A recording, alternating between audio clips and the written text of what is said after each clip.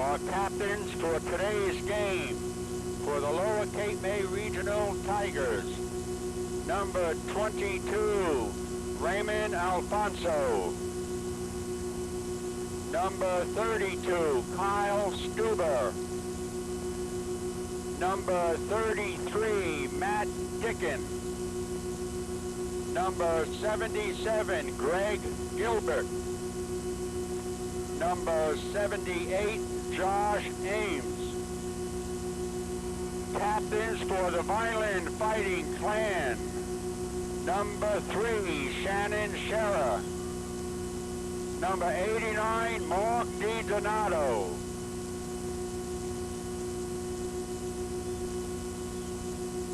Our starting offensive team.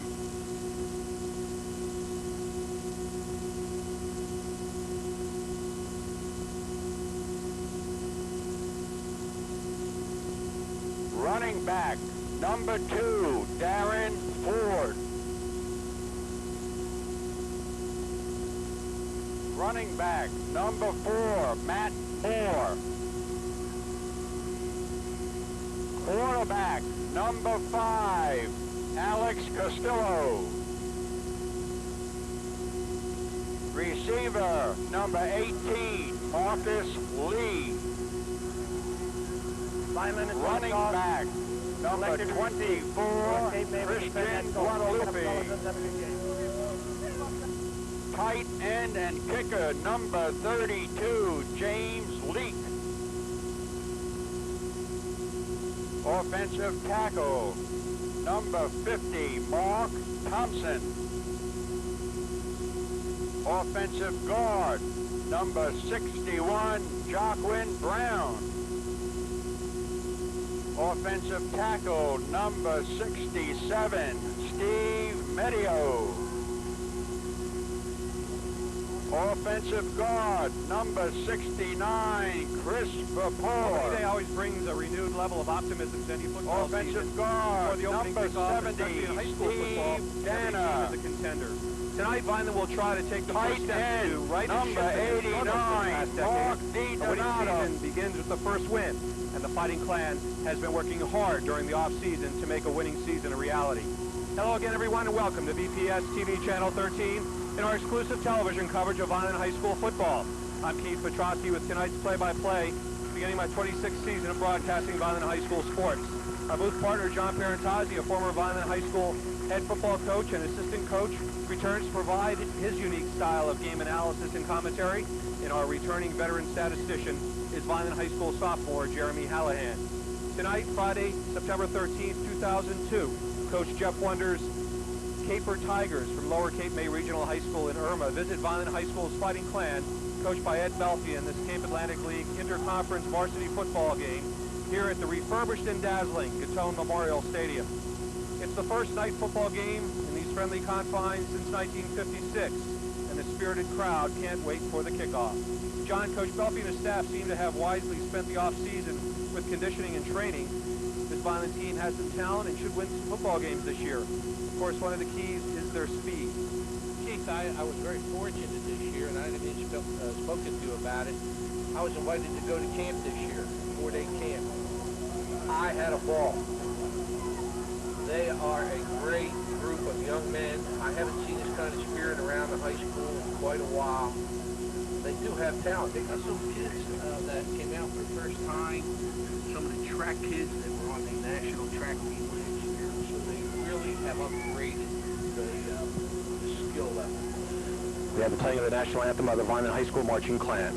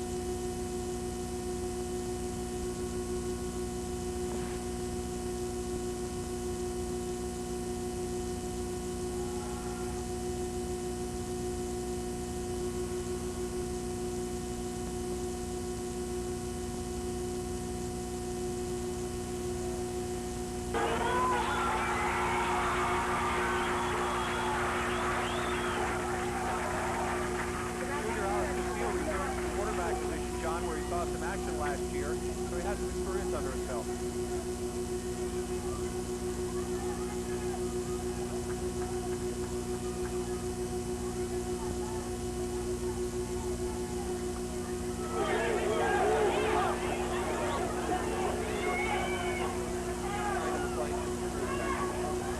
I know you remember last year at Lower Cape May when we were just so impressed with running back Matt Dickin for Lower Cape May Caper Tigers. Kicking off for the Lower Cape May Regional Tigers is number 11, Ron Halbrunner.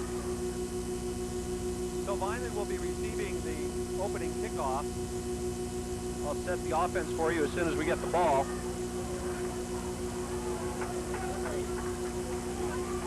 Shannon Scherer is wearing number 3. He's going to be back deep for the Fighting Clan. Back deep for Vineland, number 3, Shannon Scherer. 2 speedsters. And just standing in front of him, Matt Moore, another player with a decent amount of speed. Just getting underway for the 2002 season here for the Vineland High School Fighting Clan facing the Lower Cape May Caper Tigers. Jeff Wonder, the coach for Cape May, and Ed Belfie in his second year at Vineland. Getting ready to begin the game with the opening kickoff. The kicker is number 11, Ron Halbrunner. Got a pretty good foot. The kick is off. It's a short one, but it's picked up by Moore at the 15. Moore comes right up the middle, fights his way up to the 30-yard line. Not a bad return, John. No. You had a lot of coverage. No, one of the hardest things to do on especially units on a kickoff is to catch one of those knuckleballs. And did a very nice job. For Vineland's offense, we expect Steve Danner, number 70, to be the center, a 5'10", 220-pound senior. Two guards, number 69, Chris McCord, a 5'10", 190-pound senior, and number 61, Wakan Brown, 5'10", 210-pound junior. Two tackles, number 67, Steve Medio, a 6'1", 240-pound junior, and Mark Thompson, number 50, a 6'3", 215-pound junior. The quarterback is Alex Castillo. Makes the handoff. Will need a pass on first play of the season. Downfield, and he had a man wide open, and that was number 13 for the Fighting Clan. Was that 13, John? Yes. Boy, that's a number we don't have. Again, sort of keeping off with one of these numbers. The receiver is supposed to be Marcus Lee. Do you think that that's Marcus Lee? Yeah, I'm pretty sure it I is. would say it is, too. There's some numbers on the back of my sheet, but no, that's probably Marcus. He is that wide out on that side. Little gambling blood of Coach Belfie. I like that. Boy, isn't that great? Fantastic. Now, you notice the difference in the passing game, though? We run some routes. Second and 10, a lot of movement there. Flag under the field. The rest of the offense, as we have it, is the tight end is Martin Donato, number 89, a 6'3", 245-pound senior. The wingback is number 4, Matt Moore, a 5'7", 180-pound junior. Split end Marcus Lee. I think it's number 13. They have him down here as listed number 18, but 6'2", 175-pound junior. In the backfield, Leon Scholar, number 1, 5'11", 215-pound senior, and number 2, Darren Ford, 5'9", 160-pound junior. So it's second down and 15 now for the Fighting Clan. Just underway. Christian Guadalupe is in at fullback. The handoff to number 4, Matt Moore. Nice job. Hey, I'm impressed with Moore. He really is. Hey, watch the offense. In camp, the one thing we pushed real hard is get off the ball. Last year we sat back on our heels. This year, the whole camp. 7-yard pickup by Moore on that play. Brings up a 3rd and 8 for the Fighting Clan. They have the ball at their own 33-yard line. Castillo barking out the signals. The handoff this time goes to number 2. That's Darren Ford. Darren Ford is stopped abruptly by the Cape May Tigers defense. Moves up to the 35-yard line. Brings up a 4th down, though. That brings on punter for Vineland, number 32, James Lee. 6', 190-pound senior. Could be the best kicker in the league, Keith. In camp, he was really booming the ball both on kickoffs and punts. Matt Dickin, number 33, and number 5, Tom Haffrow are back deep for Lower Cape May. They're going to let it just die out there, and they'll take over on their own. There's a flag, Keith. I think there's... Hopefully it's on them. It might be an offside or a motion. I'm not sure. You have 2 flags, one on each side. Yeah, it's a motion against us. Well, that should never happen on a punt.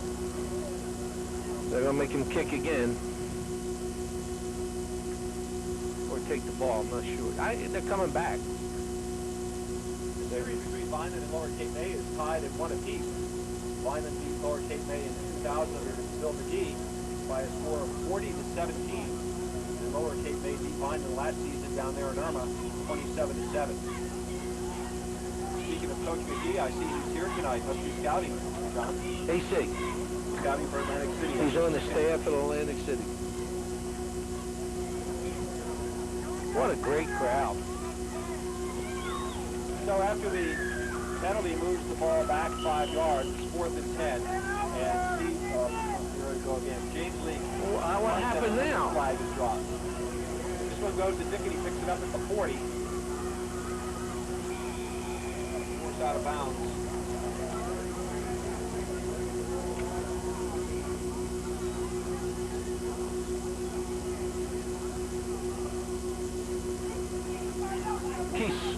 Someone's jumping in there or lining up wrong.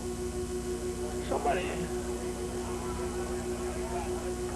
Getting called against the fighting plan. Yeah, somebody is either lining up or jumping, but they're going to keep the ball. Come on, let's go. Got to get the defense out there.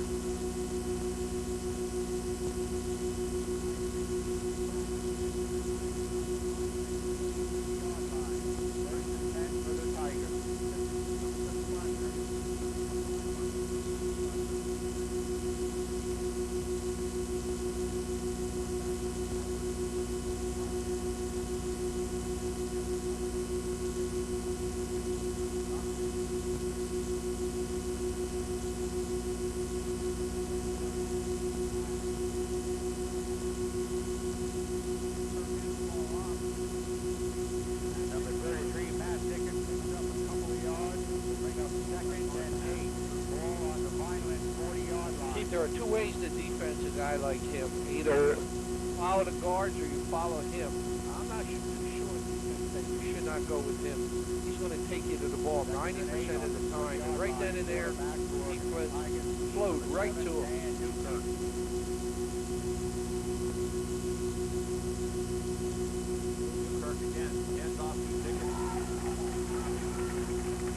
The rest of Vineland's defense, the two cornerbacks, number 3, Shannon Scherer, a 5'10", 150-pound senior, and Matt Moore, number 4, a 5'7", 180-pound junior. Safeties, Marcus Lee, number 13 tonight, 6'2", 175-pound junior, and Keeman Myrie, number 8, 6', 190-pound senior. Coach Wander is in the booth next to us. He's calling the plays. Maybe we could sneak in there, have a little... I think it's against the rules, but the slot to the near side for Lower Cape May. 3rd down and 8. Come on, the Cape Tigers. That's it. They're looking to pass. Heavy pressure. That's it. Good. Newkirk's pass is thrown. That's the way to go. Great pressure. Good job. I have to look at Shannon Scherer, number 3, number 14 for the Fighting Clan as well, which was Lydell Harris. And number 1, Leon Scholar.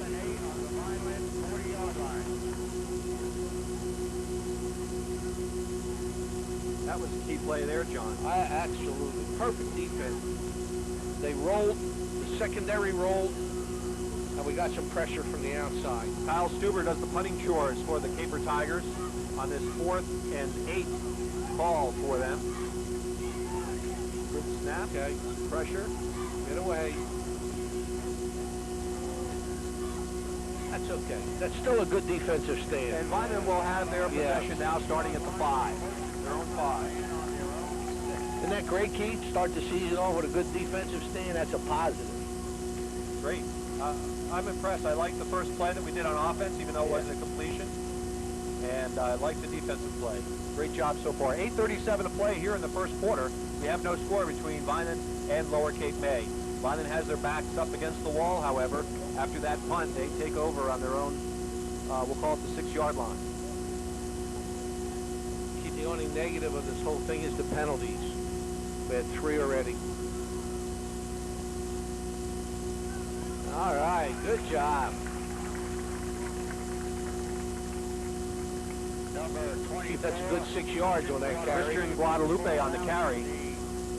40-yard line. Yeah, there was a great fight between him and Leon Scholar and Bernardini for that fullback spot. So he really had a battle to win that spot. Well, when you have a battle like that, then that means you have some other personnel to stick in there too. Yeah. Leon Scholar broke one for about 50 yards in the scrimmage, so you know the battle was pretty intense. Second and a short 3.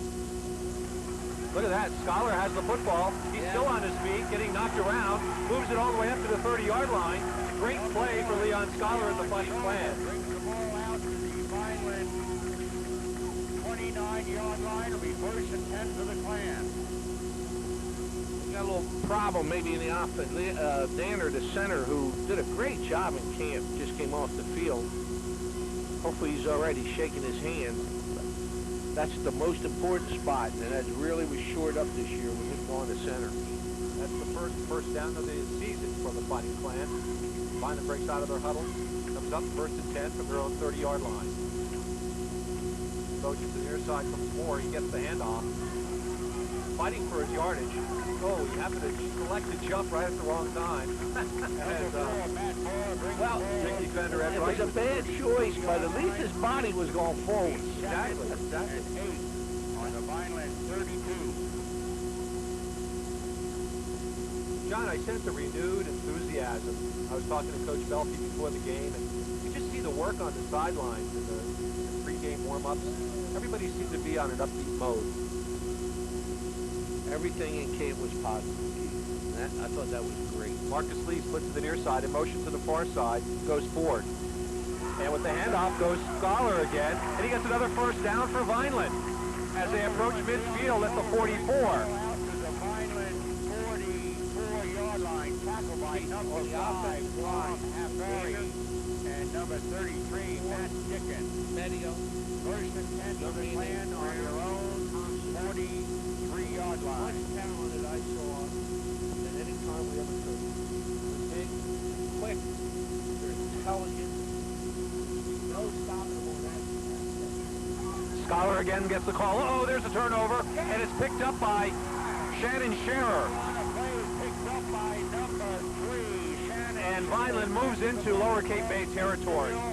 Down to the Capers 42-yard line. It'll be 1st and 10 for the Clan on the Tigers They'll take it. 42.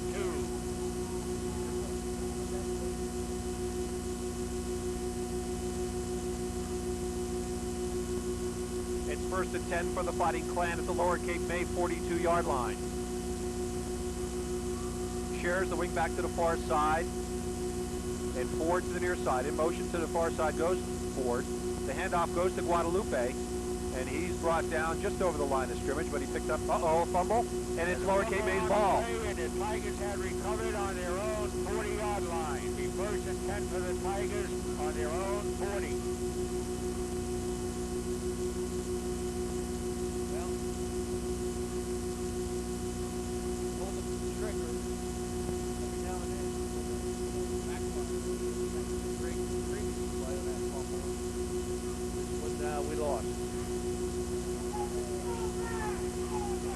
John, in last year's loss, Vineland fumbled 7 times, turning the ball over 4 of those times.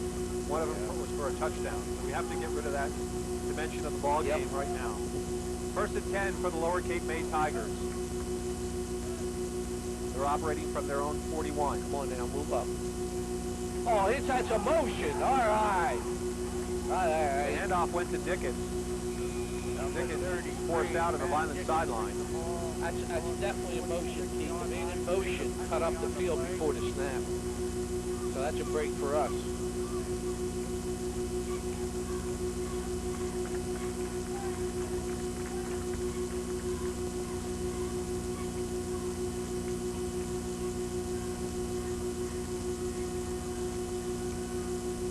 Gorgeous night here on September 13th, 2002. No black cats around in there, Keith. Saw a great show the other night on Mystique of Friday the 13th. I got nervous. 40-yard line. 1st and 15 for the Lower Cape May Caper Tigers. 1st and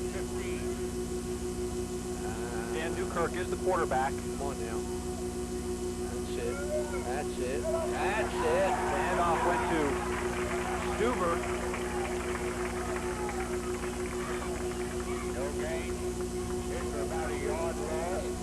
Nice read by Morgan there, the linebacker, 26. Dan Newkirk's only a junior at quarterback for the Lower Cape May Caper Tigers. He's 5'9", 180 pounds. I guess they were a little unsettled, didn't know who was going to get that starting job, as their quarterback last year was a senior and graduated. The near side is Paul Dickon. He's the brother of Matt Dickon, the running back.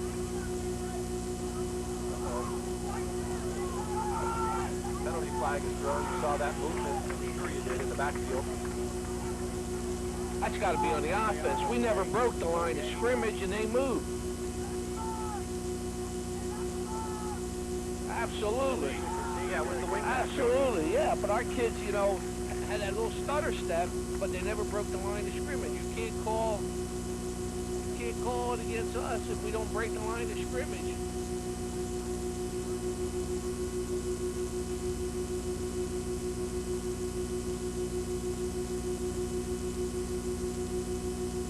I don't know how much. Take the play. Take the play.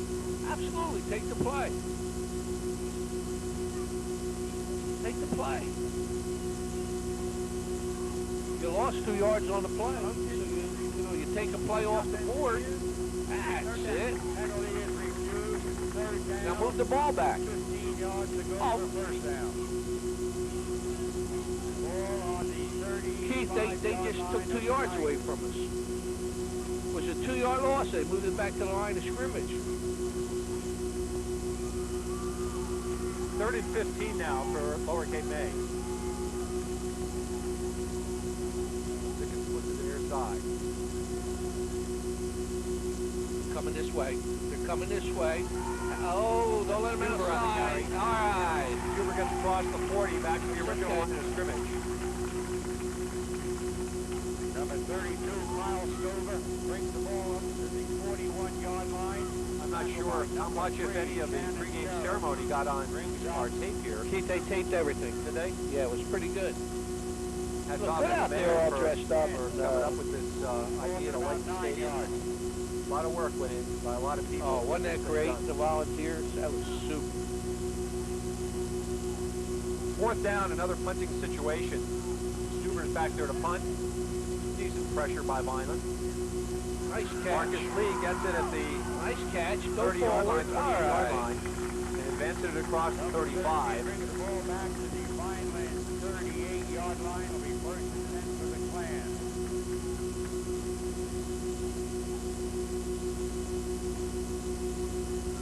So Vineland has the football back with their refurbished offense this year, John, going to the wing tee. Yeah, it's very conservative wing tee, which I like, and I think each week it'll get better. And, you know, as the plays and the kids learn their assignments, tell you what, they've got a lot of blocking skis for the linemen to learn. I don't know how Leon Stoller can get through like that. Just when it looks like he's brought down, he slips through and gains about another 5 yards. Well, Keith, what's great about the play is watch the man in motion. They actually fake to that man in motion, and it freezes everyone. And Leon really in a freeze mode at that point, then cuts back. So it's really a good play. It makes the defense move. The ball's resting just over Vineland's 45. 2nd down and a short 2 for a first. A little collision back there, but it's all right. All right. I think we're going to come up a half a yard short, Keith. Stoller again on the carry. Yeah. But things are happening that quickly in the backfield. You're bound to have a few collisions, especially in the early part of the season. Oh, it's going to be close. They're going to measure, I think. Oh, they gave it to us. Number 50. Yeah, they gave us the first down. All right.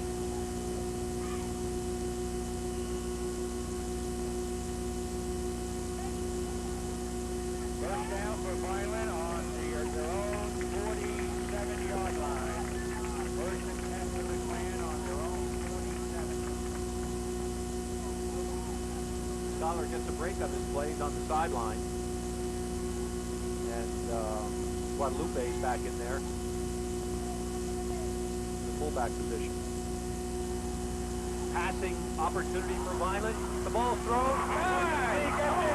And it's a touchdown for the Fighting Clan. A 52-yard touchdown pass.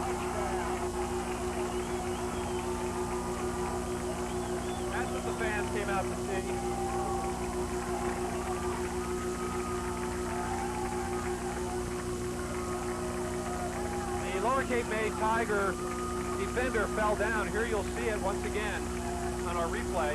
You'll see the defender fall down, and Alex Castillo made it work. As there you see the connection. Oh, you missed the fall down of the player, but Marcus Lee got it and ran it in for a 52-yard touchdown pass. Now the extra point kick attempt by James Lee. The holder, number 4, Matt Moore. And that one is blocked. But the good thing is, with 2:39 to play in the first quarter, Vineland takes a 6-0 lead.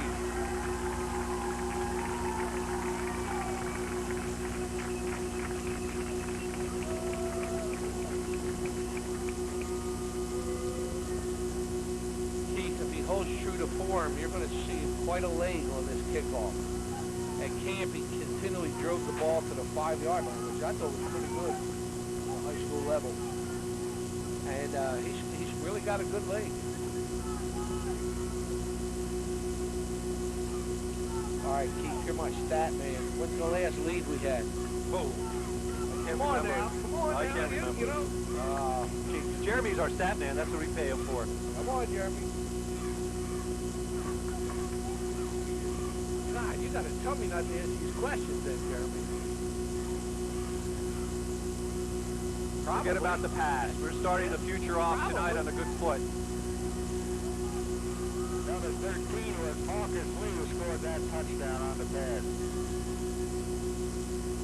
Did you hear me talk in the pregame ceremonies about 2 other key dates for this stadium, this facility? They dedicated the field. Vineland beat Atlantic City 14-0. The last time there was a night game here, Vineland beat Pleasantville 51-6. So we have a precedent. Taking off for Vineland, number 32, James Lee. Next year they went to Pleasantville. Well, someone told me it was 56. I mean, I wasn't here then, but someone told me it was October of 56.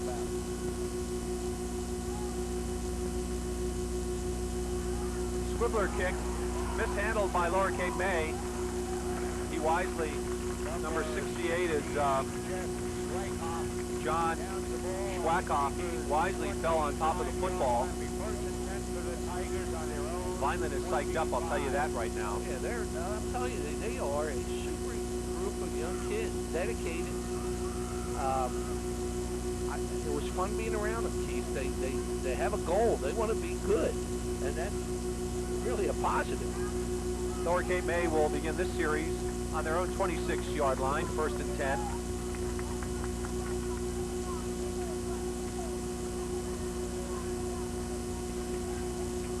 They're going to the Rock and Sock'em games with Dickens. They're going to give it to them. Stuber on the carry, the fullback. Takes it across the 30-yard line to the 32. Brings up a 2nd down and 4 after that 6-yard pickup. I don't know if the fans saw, that was the first time they went to what they call, Coach Wonder calls a Rock and Sock'em, where they got every man on the line of scrimmage blocking. Big center, number 50, Ed Wright, Look how senior tight for they Lower are. Cape May. Look at They that are tight. Tight end, wing. Tight splits. They're going to wedge it out. Even the wingbacks, look how tight they are in the fullback. There's movement there on the line.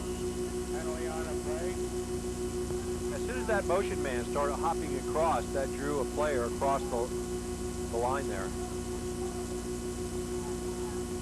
Yep. Both sides against Vineland. So the 5 yards will give them the 1st down. Bring up the 1st down. A lot of penalties with almost 2 minutes to go in the first quarter. Of course, that could be aggressiveness, you know, trying to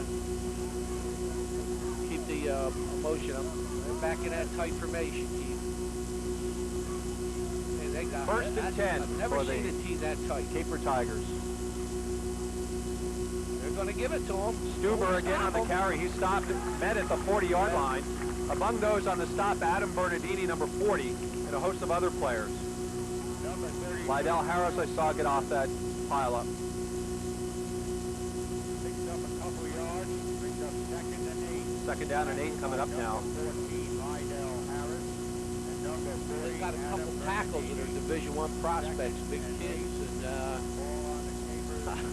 I think they're just going to go at them, try to be physical with us. Boy, tight formation again. Are they tight? That's Dickin. Gets the pitch. Yeah. And I'll tell you, he had riding on his back number 75 for Vineland's defense. That's Mario Guzman. Yeah, he's a young man, first-time player. Tackled by number 75, Mario Guzman. First-time player as a senior. Must tell you something. He must be pretty good because he's starting the lineup here. 4-yard line. I can't believe the roster says he's 185 pounds. I can't either. I think the roster's wrong on a few counts. I think by 100 pounds in this case. Mario is a big the young roster, man. we figured out it must be reversed, but at the bottom it has Mark DiDonato listed as only 5'11", 145.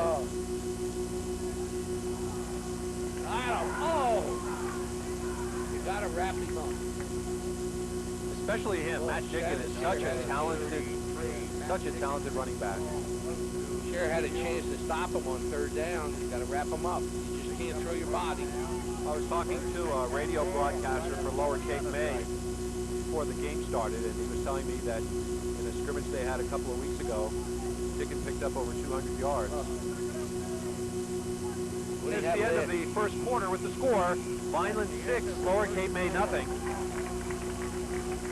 Decent start for Vineland. A few problems with some penalties, but other than that, at least we're rolling.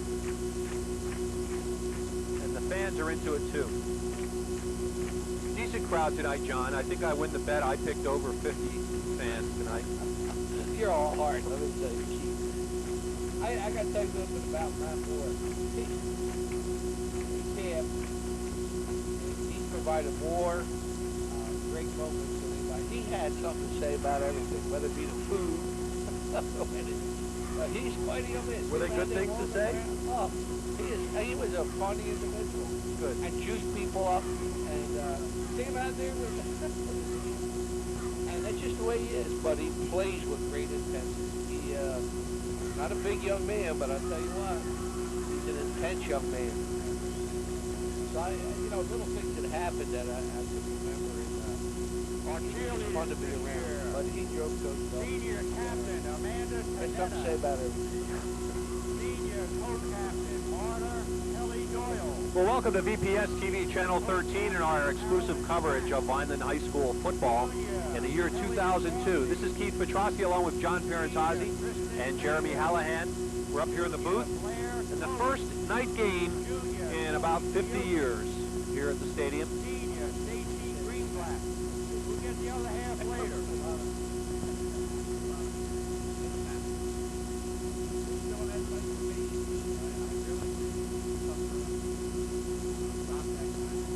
Fake handoff, and Newkirk is looking to pass, and it's tipped away.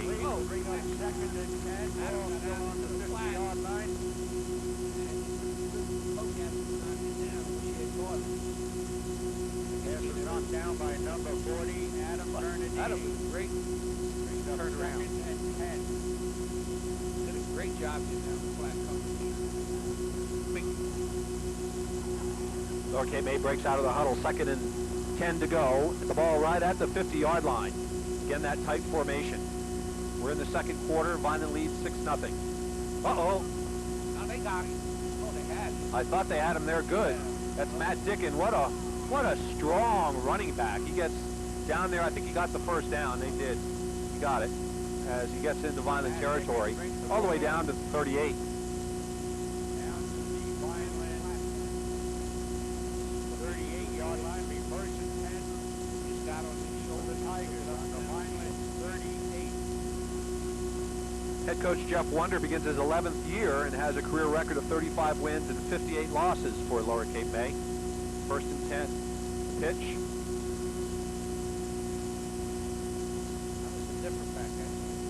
That was number 22, Ramon Alfonso. He's one of the captains for the team, along with Kyle Schubert and Matt Dickin. Second, a little different. 4. Ball on the Vineland 33-yard line. 2nd and 4.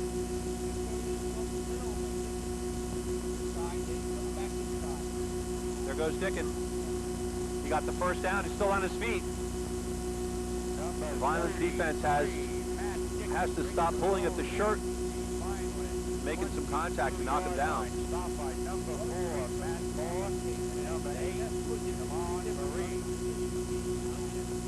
First and 10 for the Tigers. The Vineland 23-yard line.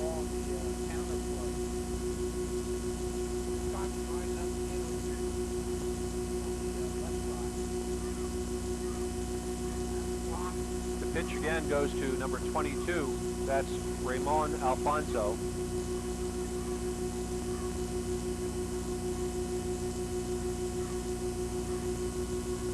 Number 22, Ramon Alfonso brings the ball down to the Vineland. Lydell Harris checks back into the ballgame, and James Leake comes out for Vineland. Yeah, they're looking for somebody to play that defensive end spot. That's where they've run it. Here he comes. Here he comes Dickin. to the wing. Well, he has some blocking there. Yep. Dickin gets all the way down inside the 10-yard line. Matt Dickin brings the ball down to the Vineland 10-yard line. Wow. What a methodical drive, isn't it, Keith? Yep. It's going to be first and goal to go now for the Lower Cape May Caper Tigers. Ball on the 10, be first and goal. Just little yardage here and there. When they need 5, they get 6. First down, they get 4 and 5. Mario Guzman just checked out, and Wahan Brown went in. So first and goal to go for Lower Cape May. Dan Newkirk, the quarterback, engineering this drive. They're going to go. That's the play. They used him as a decoy that time and came back away from him. That was Alfonso on the carry. Yeah, Leon Scholar did a great job. You remember Sagers as our nose man? I sure do. Scholars that got that kind of talent at that position.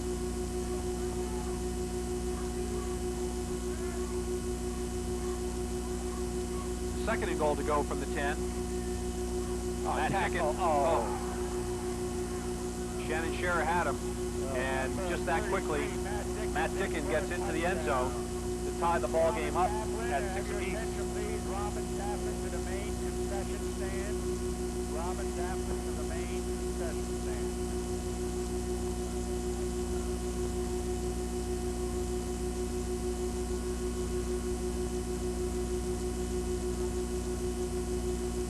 Number 11, Ron Albrunner will try the extra point. Albrunner has a pretty good foot. Last year, the longest he made, I think, was a 45-yarder on a field goal. This extra point kick is no good, so we're knotted. Penalty flag is dropped, though. No, we're It's gonna after go. the play.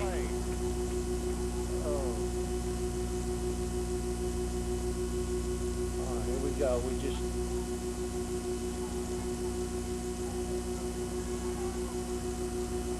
Personal foul against Vineland. Penalty is against Vineland. Should be on the kickoff, Keith. The flag came at the end of the play. Yeah. I mean, the kick was already finished.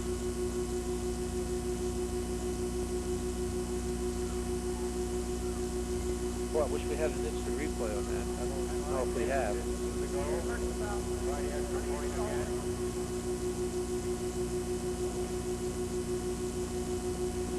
So Halberner gets another shot at it. Last year he made 11 of 18 extra point attempts.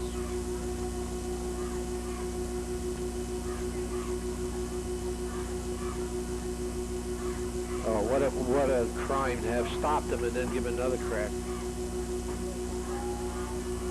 Yep.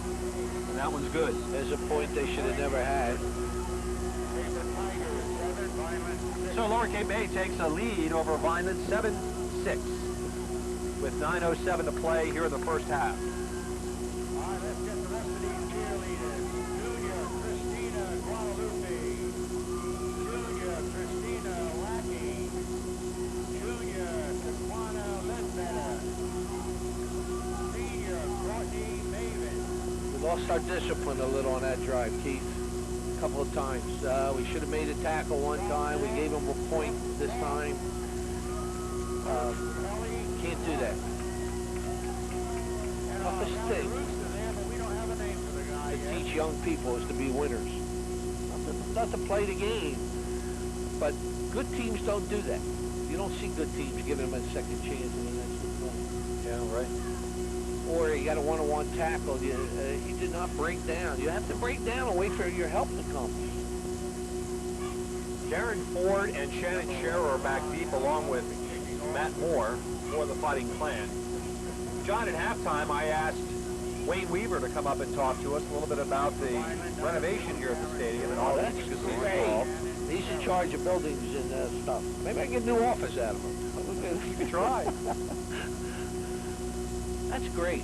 He does a great job. People don't understand in a system our size what goes on. There are a lot of nice little touches here. Like the whole visitor stands, they're all brand new. Hal Bruner's kick. It's a high end-over-end kick. Picked up by Ford at the 10. Wrong way. He made the cut. He made the corner.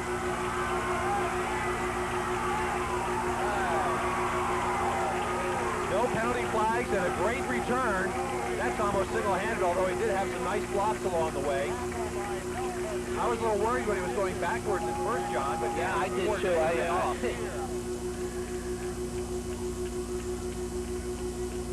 Lower Cape May seems to be big, but I don't see a whole lot of speed Guaranteed there. this is a face mask. Seems to be a penalty. You don't see any flag, but there's a face mask.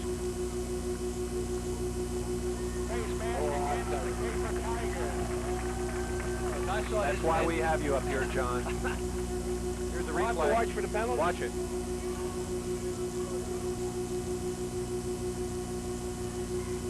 I saw Right his there. face go down. You don't see a guy go down like that unless something's being pulled. So a nice run back and a few extra yards tacked on with the penalty. That brings the ball all the way down to Lower Cape May's 41-yard line. First and 10 for Vineland. Fighting Clan trails by a single point, 7-6.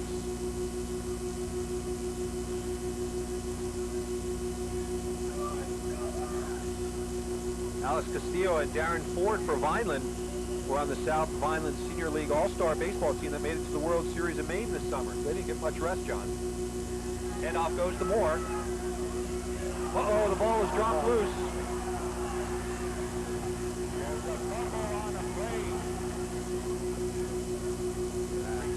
Cape May gets it back. That's just the type of thing that Vineland has to avoid. Yep.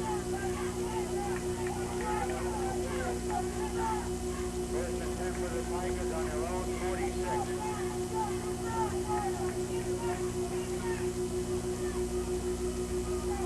First and 10 now for Lower Cape May. The ball situated just over their own 45 at the 46. First and 10. Well, look at that. I'm amazed at that spacing.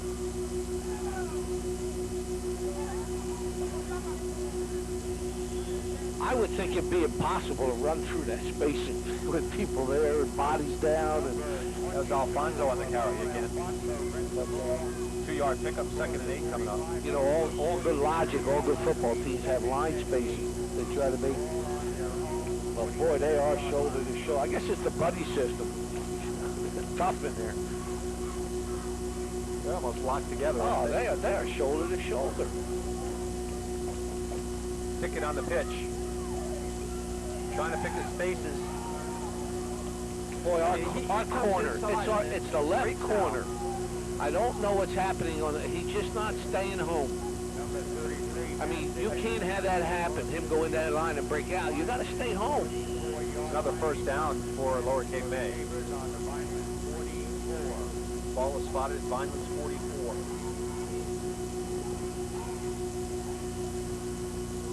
The freshman team beat Lower Cape May yesterday, 6-0. Good for the young clan.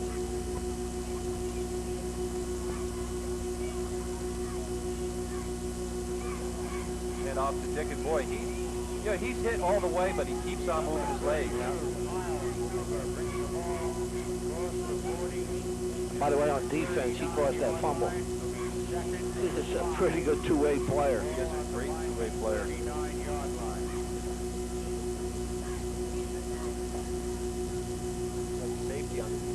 of the ball. 2nd and 5 now for Lower Cape May. Just beating us to death physically. Uh-oh. There's the corner. Stay home. That's the way to do it. That's the way. You have to, in this kind of situation, you almost have to wait for them to come to you. You can't overreact. And there's a case where the corner stayed home. He broke down. He forced them. You got to use the sideline as your extra player, the 12th player. And that's actually a great situation. There was an old coach that told me one time, you get your corner to put his foot on the out-of-bounds line. Don't let him get outside. 3rd and a long center. All right, good job. All right. Got a 4th down. 4th down.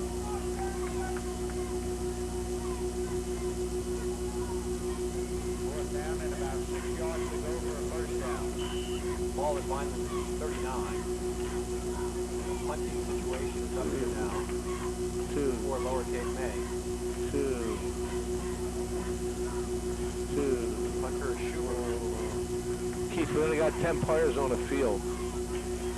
Oh, don't touch it. Well, let it alone. You get a break, let it go. Well, that's okay. Inside the 5. Yeah. It's like about the 4-yard line. It's okay.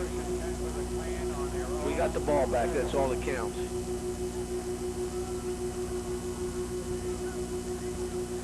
On the scoreboard, we have 5 minutes and 40 seconds remaining here in the first half with the score Lower Cape May 7, Vineland 6.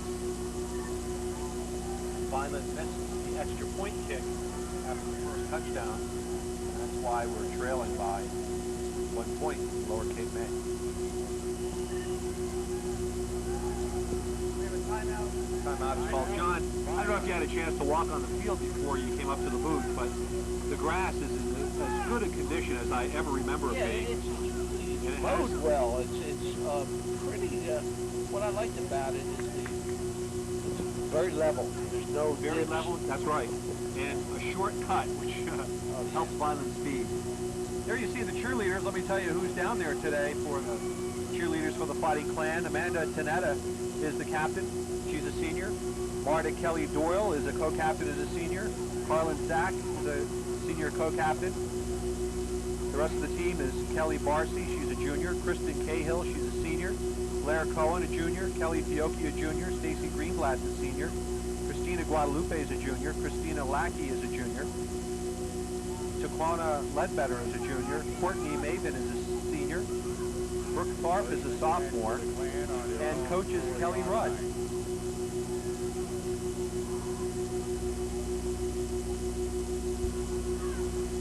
Expect Scholar to touch the ball down here in these situations a little bit.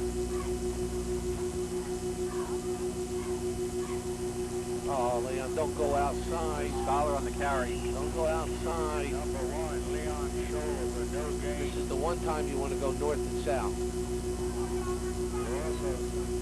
Second down, the ball is about on the 1.5 yard line. See, that's the first time he tried to do some fanciness instead of just taking it. There's the young man, 78 the coach talked about. The two-way player. Josh Eames, yeah. Yeah. Vanderbilt. 6'5", Vanderbilt, yep. I heard he's actually, I think, number 1 in his class, something like that, in the top 5 anyway. That's okay. That's good. That's good. That is a situation. You got to do that. No gain. You know. Third down. Yeah, I was talking to the guy before, and he was telling me that he also has quite a few looks from Ivy League schools because of his academic strength. Scored over 1,300 in SAT. Did you get that for putting your name? That don't work that way.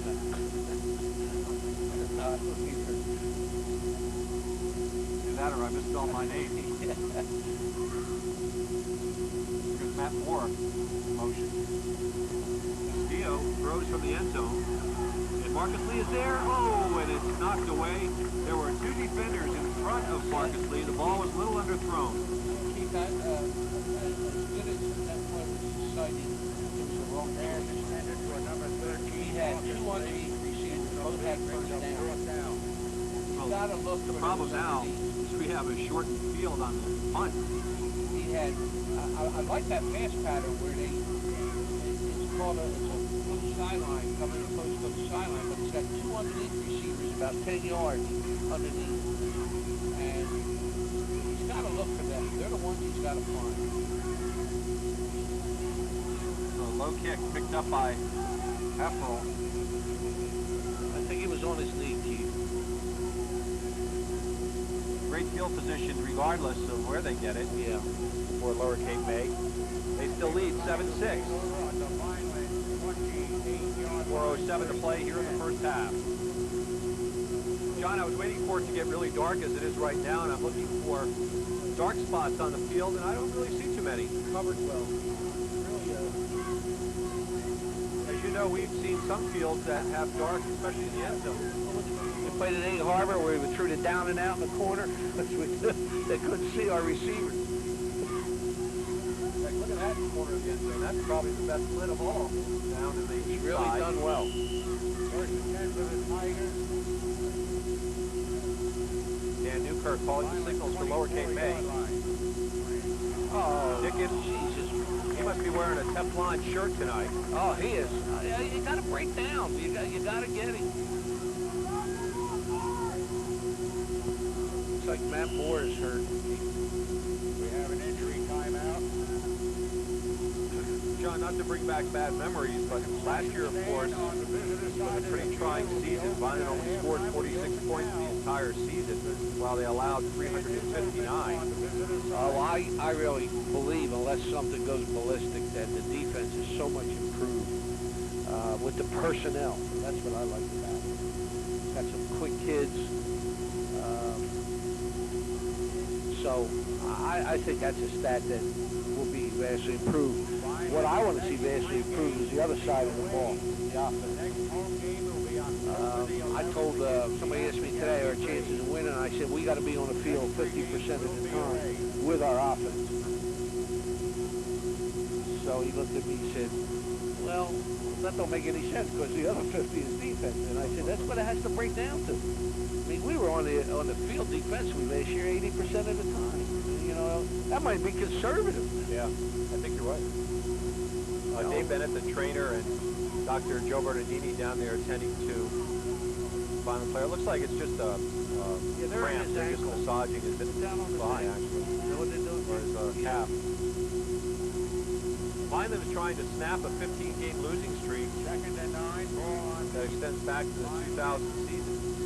28-yard line.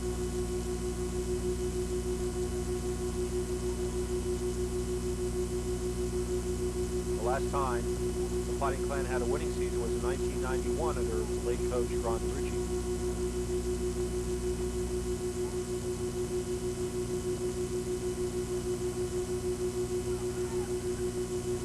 In fact, the most games Vineland won in the last 10 years was the year 2000. Bill McGee's last season when Vineland posted a 4-6 record.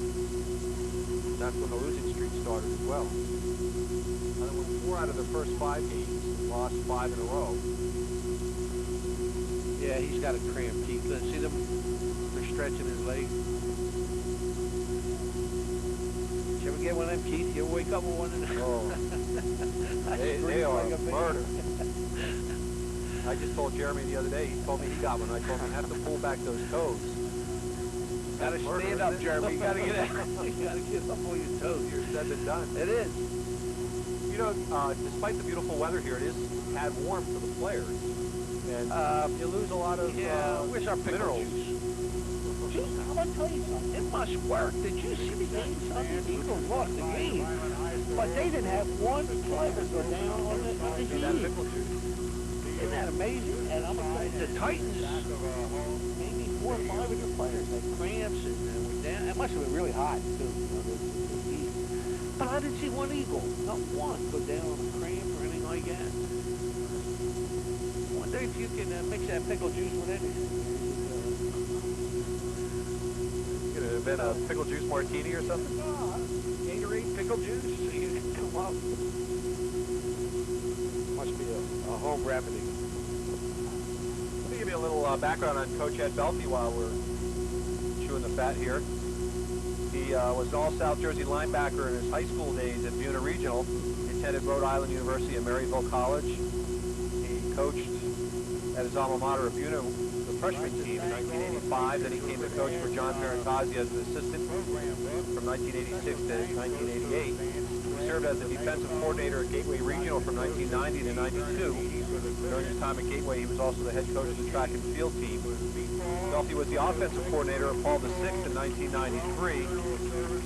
Matt Moore is walking sorely off the field with that cramp. He was back in Vineland with the coaching staff with Ron DeRucci in 1994 and continued as the defensive coordinator under Elliot Shields and Bill McGee. Then he was unanimously approved by the Board of Education as head football coach on Valentine's Day, February 14, 2001. Of course, still looking for his first elusive victory.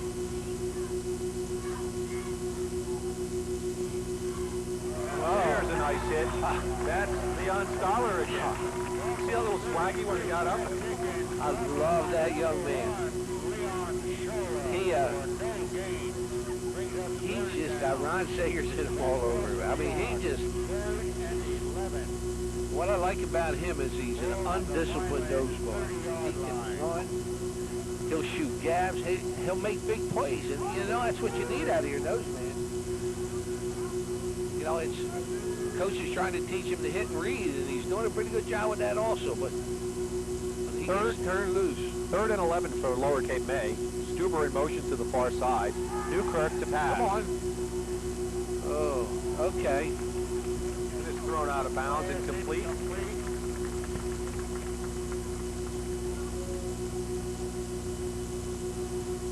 Oh, field goal time. This is pretty good. This is a 45-yarder.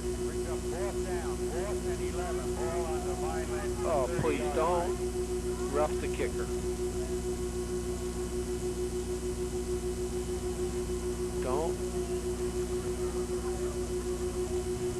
I think his chances of making this maybe about 2 in 10, Keith, so you can't do anything, you know, don't rough the kicker, don't jump offside, or... Alberter, the ball will be spotted at the 38. It's a 48-yard attempt. 48-yard attempt. Last year's best was only 45. The foot is up. No, let it go. It's going to be short. Yeah.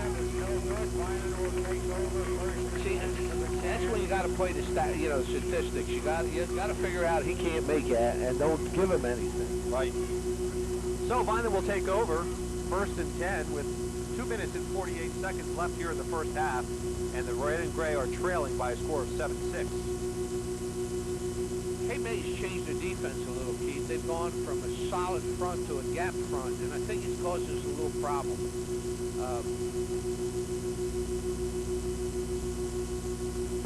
Why are they moving this fast? John, you know, tonight is special, certainly, with the lighting of the field and start of the season and everything. The season has a special ring to it as well. Can you think of what the significance of the season is? Ring to it? Yeah. You know, this is the 20th anniversary of the year you were appointed as head football coach. 20 years already have passed. There goes... Man, he has to hold on to that ball. Hold on to the ball. Darren Ford had a great run, but fortunately the ground official said he's down. Can't lose that ball. There's another thing. It's a 2-minute drill with script plays, Keith. I really like this. About the 30-yard line, be 2nd and 1. Everybody knows the plays. Second down and less than a yard to go for a first. Chain crew was a little anxious and started moving things, but that's not what we need. That's not what we need. Offsides on the far side of the ball. Illegal procedure against Vineland, over back 5 yards. Now they got to change their philosophy. Now you need to pick up 25-yard line, be 5 yards. Mr. Brown, 5, a long guard, was named the best lineman in camp that they went to. That was pretty neat. Great. Second down and 6 now.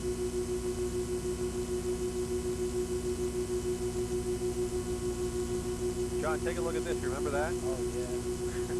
That's your coaching staff from 1982. Just showed him a little picture here. I still have that on my desk.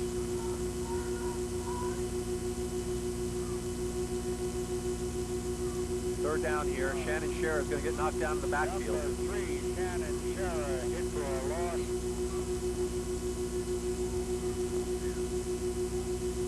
Timeouts being called on the field by Lower Cape May. The coaches for this year's Fighting Clan squad include Ed Belfi as the head coach, Nick Basil, Dale Jones, Jamie Burgos, Rich Scarpa, Travis Amsitz, Vinny Terenik, Jim Haig, Roosevelt Dunmore, Tim Jess, Pete Adams, and James Clay. And it's good to see, John, a couple familiar names in there. Of course,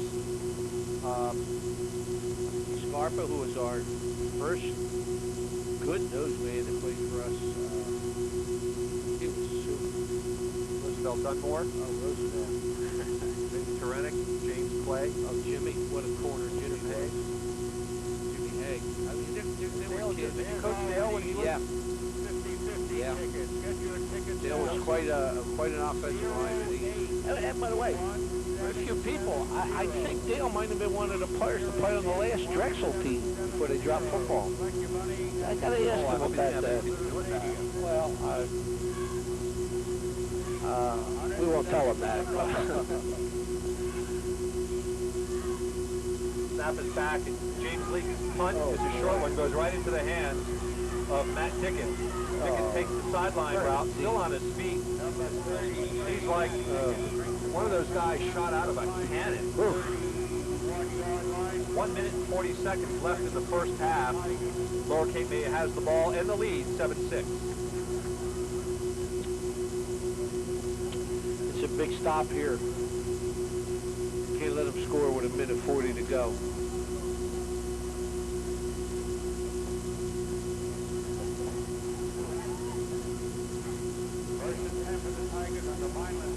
Mayor Barcy was really in his glory tonight. Yeah. Isn't it great, though, what he did? Credit. Oh.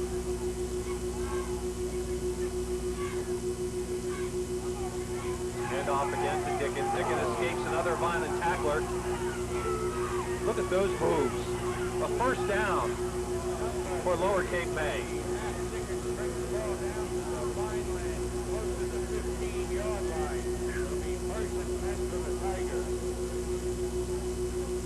Well, that is a big play. Oh, from a no gain yard loss to a first down and a clock stop. He got out of bounds. That's the biggest bonus of that, too. Plenty of time. Yeah, you're not kidding. Minute 28 left. They went away from the tight formation. Let the field out this time. Yeah. Stuber on the carry. Everybody's being on Dickens. Yeah. Stuber took it right up the gut. Goes to another first down. Second and 1.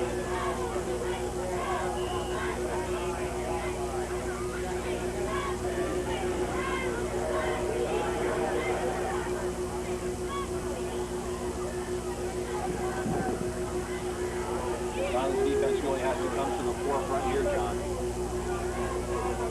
They don't want to go down by a whole touchdown. No. Penalty flag is thrown. Dickens on the carry. Penalty flag is dropped on the Lower Cape May side of it. Yeah, I don't know if there was motion or if we were offside.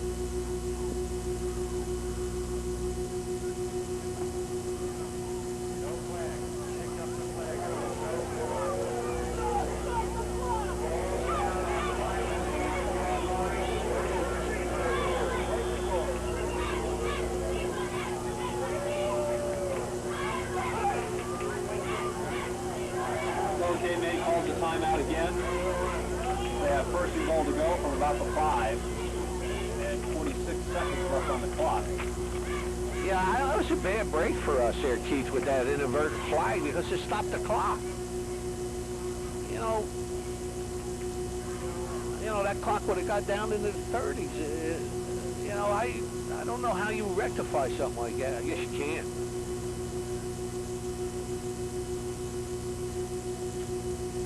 Is that K-May's first time in? A lot of time with one timeout left. Good crowd here in the stands. Opening game, and of course the lights on a Friday night. What a great combination.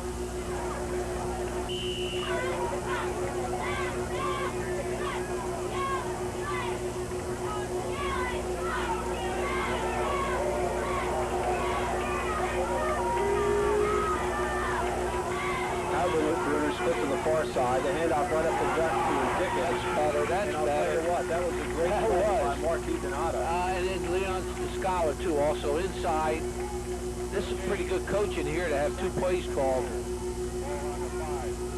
They're going to go right. They're going to go right with the pitch, Keith. They're overloaded on the right side. See it? See them overload? And he gets in from the 5-yard touchdown run by Matt Dickens. Number 33, Matt Dickens, in for a touchdown.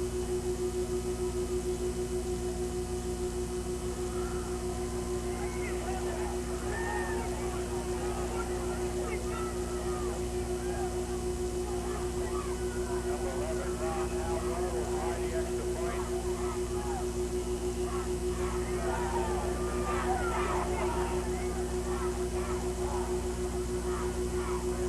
Alberter will attempt the point after.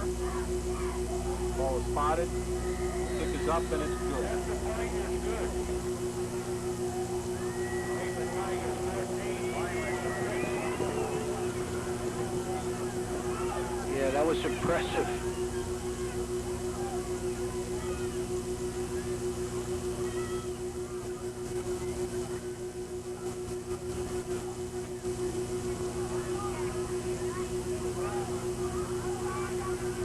It's tough to give up a touchdown with only 20 seconds left in the half. And play a whole good half, and you go in 7-6, you're in the ball game. To go down now 14-6 means you got to score and go for 2 too. It doesn't mean that you're going to have to go for the 2 points.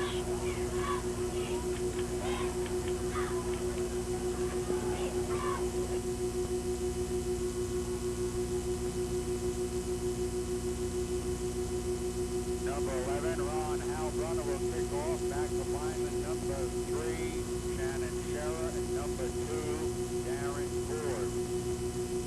There's only 20 seconds left on the clock here at Tone Stadium. Keith Petrosky, John Parentazzi, and Jeremy Hallahan. And Lower Cape May's Ron Halbrunner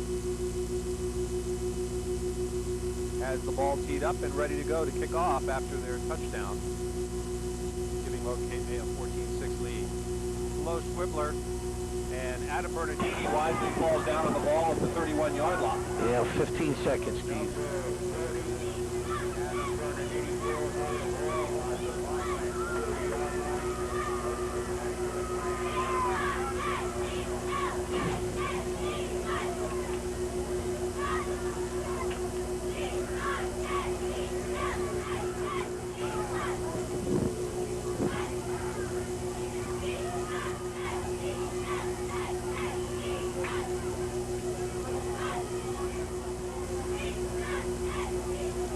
Marcus Lee split to the far side.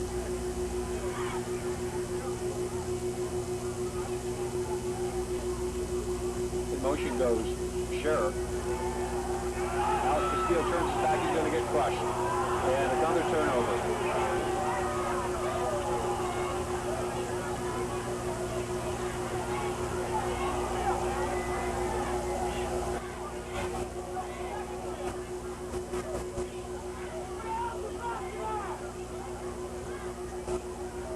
Quarterback Alex Castillo never saw that coming as he was blindsided.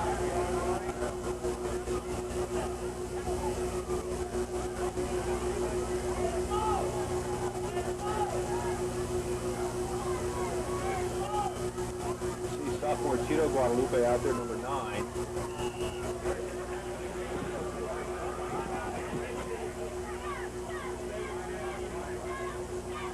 Come on, start the clock. Oh, somebody called time. I don't know if it was us or...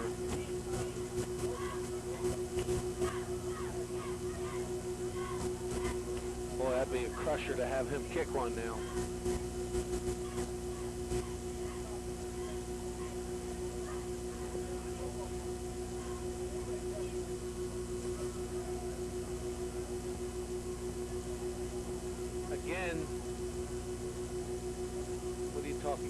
42 yards. Don't give him an extra play, because this might be it.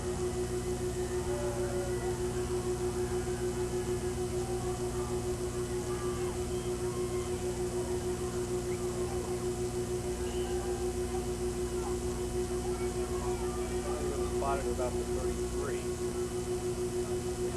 40 yards. They're giving him an extra yard on the snap, which is pretty good to get him a little longer kick.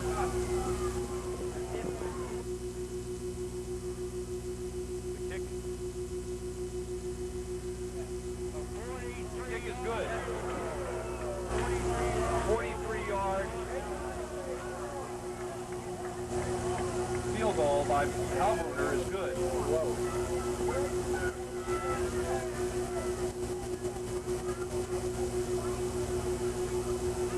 17-6 now is the score you see on the scoreboard with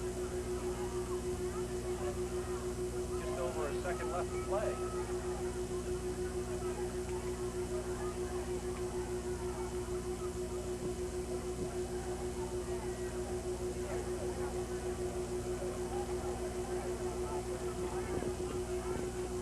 Hard to believe that they got two scores in 20 seconds, John. Oh, yeah.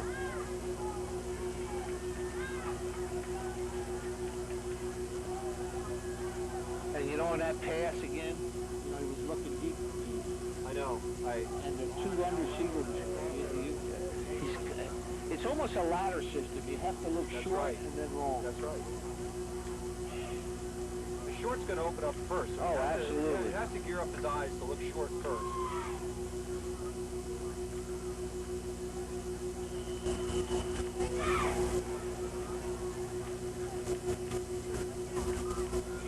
Onside kick. Picked up by number 55, Joe Massetti. That's a good play. Boy, he took that was excellent. Lead, didn't yeah, he? that was excellent. He was ready to run with it. All right. Joe may never touch the ball again in a high school ball. That was really a great play. So the score is 17-6 at halftime. Vineland and Lower Cape May take it into the locker room. And you can tell that, be sure that Coach Belty will have a few words of wisdom to say to his team. At halftime, we've invited up here Wayne Weaver, the man of the hour. Come on in, Wayne. Wayne, of course, is the facilities director, supervisor. I don't know exactly what your title is for the Vineland Public Schools. Jack of all trades. But we're going to talk tonight specifically about the work that you did here at the stadium and what still has to be done. Why don't you explain the process that involved the renovation here? Well, thanks for having me, Keith. This is fantastic. Truly a culmination of efforts, as Mayor Perry Barcy and the board members reiterated that the facility looks fantastic. And you're right, we're not 100% done with the facility yet. We still have the architectural fencing to go along the west wall and to go along the north wall.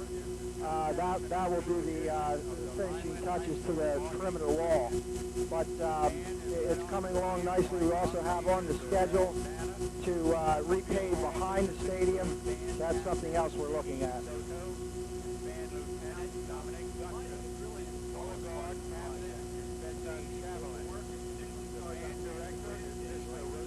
Yeah, that's right, Keith. The initial phase one of the project was to rehabilitate the grandstands. We had a lot of problems with the structure.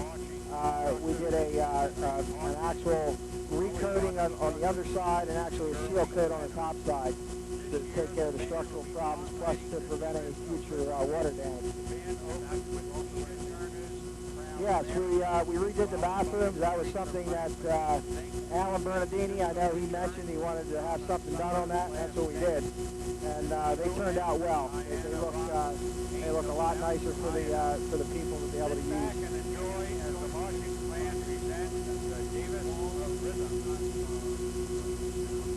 Yeah, the way the project started, we turned around and we did an evaluation. We had an engineer, a structural engineer, evaluate the entire perimeter wall along with the cast-in-place bleachers.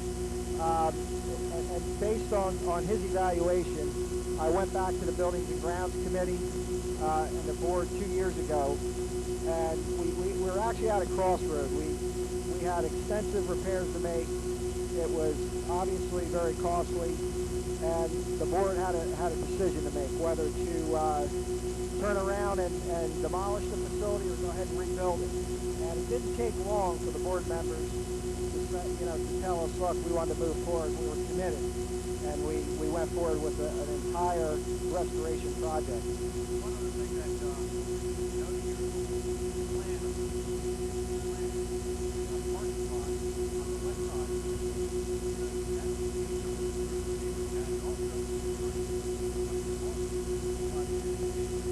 Yeah, absolutely, Keith. We have a nice crowd tonight. It looks great. And as you can see, the parking lot is pretty filled. It's almost the capacity, not quite. We could certainly fit more people, but it does put all the parking in one location. It's lit up. That was another spin-off from Mayor Perry Barcy and the utility, was to light the parking lot area. That was kind of a secondary project that came along, and that looks great. We have security out there. It's at a level where we feel that it's secure. As you look across, you can see the cars very well.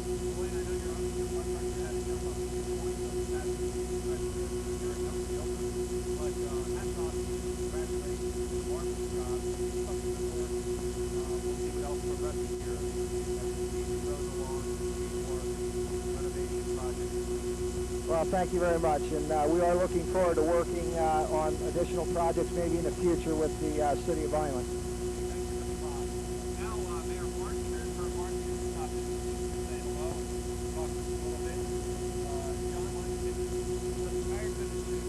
Hi, Coach. How you doing?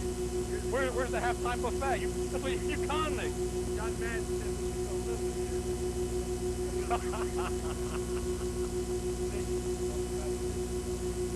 It is very rude the three of us had that conversation. Oh, I feel elated. We were here, John, we were here last Friday. Tonight, watched the practice here. And it was very simple. Please work. We're in the booth while Keith was down there, and it's going to turn the lights, and I had to We had a getaway car over there at the north end in case there was a problem. What a crowd, huh? Almost a Bill by Light crowd. Oh boy, it's exciting. These kids are fighting so hard. It's that fumbleitis thing that we've seen, and gosh, they're working hard. They've been working hard on defense, and I'll leave that to you guys who call a great game, but they work so hard, and then these fumbles just take our legs out from under us. Mayor, a lot of nice things. Things that probably you never thought about. Number one, as a coach, our freshmen and JV players now can finish their games. Did you ever think of that? Absolutely. We used to play when Keith was coaching. Our JV games were about 22 minutes long because it got dark. Now you can play. The kids can come and play a real game. And they're excited about that, you know. Well, I Graduation. I never. Well, there's a myriad of issues, a myriad of events. It just gives us so much more flexibility, and not lost. I mean, just looking out over here Wednesday night and then tonight. What a beautiful facility! This is absolutely gorgeous. This is what high school football in South Jersey should be all about. Absolutely. And go ahead, Keith. I watched when Lower Cape May, the buses pulled up here at the back of the stadium, the kids were coming out. They walked through the tunnel. Some of the mouths actually dropped over. I said, wow. I mean, this is better than a lot of small college facilities. I never envisioned it being this neat. And so many people are happy. We've had such a great, overwhelming support from all over the city. I just even the neighborhood here initially had some concerns. They seem to be on the bandwagon now. He's willing to give it a try. And I think a lot of concessions have made to redirect a lot of that traffic and a lot of the overflow to the other side. I think they're all steps in the right direction, and we talked about it in the pregame event. Wayne Weaver has done a phenomenal job here. He put so much together here. So many things were flying at him all at once, especially the last couple of weeks. It must be that his calm, placid demeanor, which he has. He's unbelievable. I mean, unlike you and I, Coach, who are also very placid and calm at all times. Wayne just put this together. It was just he talked about it, John, it's just a nice effort. School board, Sue, everyone has just been very cooperative. This is what municipalities are supposed to do, is to work together with school boards, and whether it's Gatone Stadium project or community school or you name it, whatever the case may be, gotta work together. Once again, congratulations. You did a great job spearheading this effort, fundraising and the volunteers, and just everything was beautiful tonight. Appreciate all your help. My pleasure. Thanks a lot for all your help, guys. Keith, I got a young man, I apologize. He's a gentleman who may be Vineland's historian. And John just said yes, young man. Oh, wait a minute. Pardon, not him. talk about night football. What about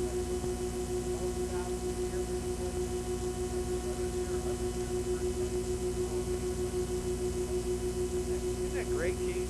What do you think about the facility? Nice job there, Marching Clan. Let's hear it for the Marching Clan.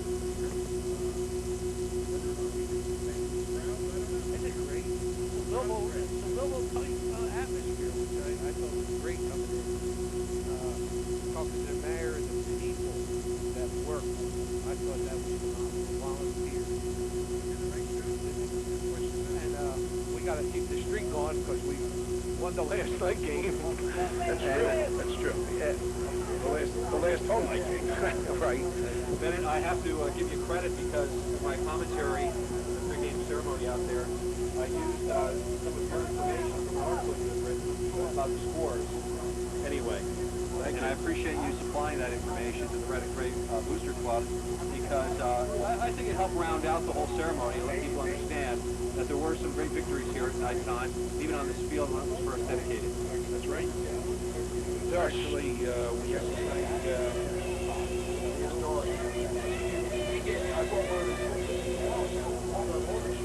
the scores, that's right. Yeah, That's pretty neat. I didn't remember the scores. Yeah. He's great. Did you see his quote in the paper? He was a Vineland graduate. I know he was. I don't know if you knew that, Keith.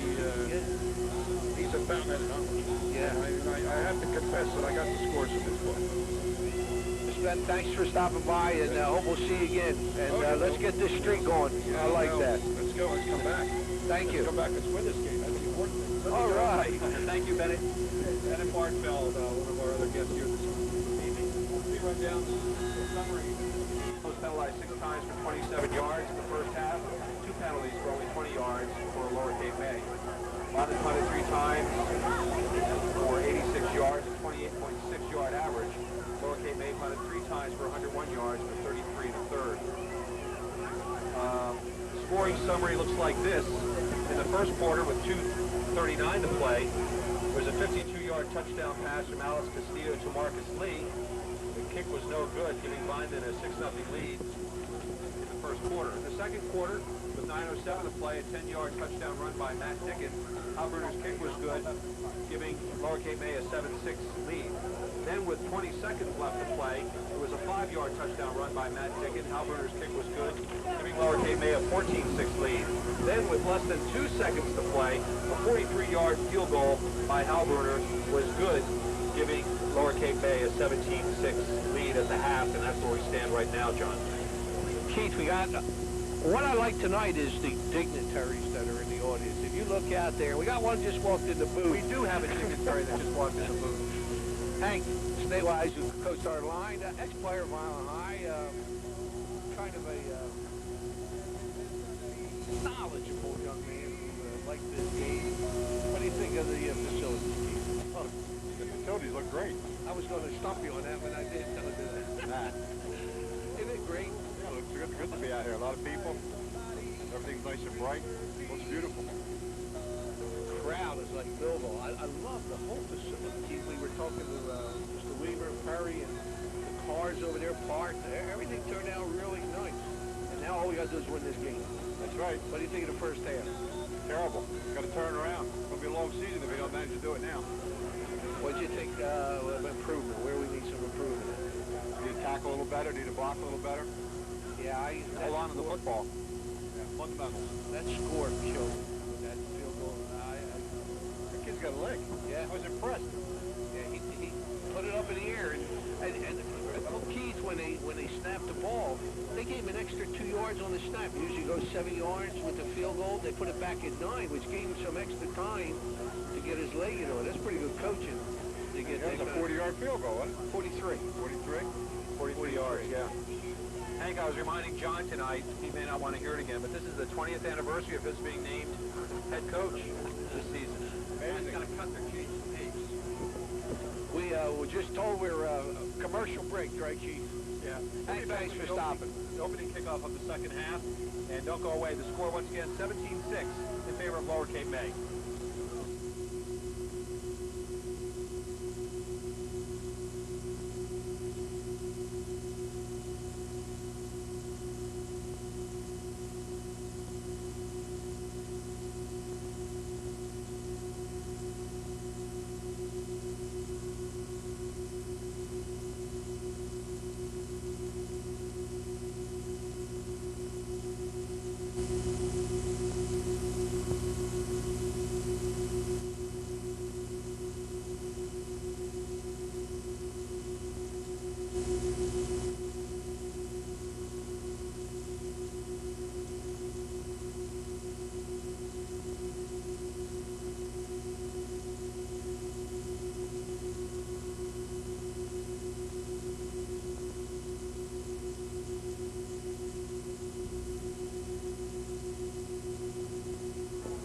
We were just told we're commercial break, right, Chief?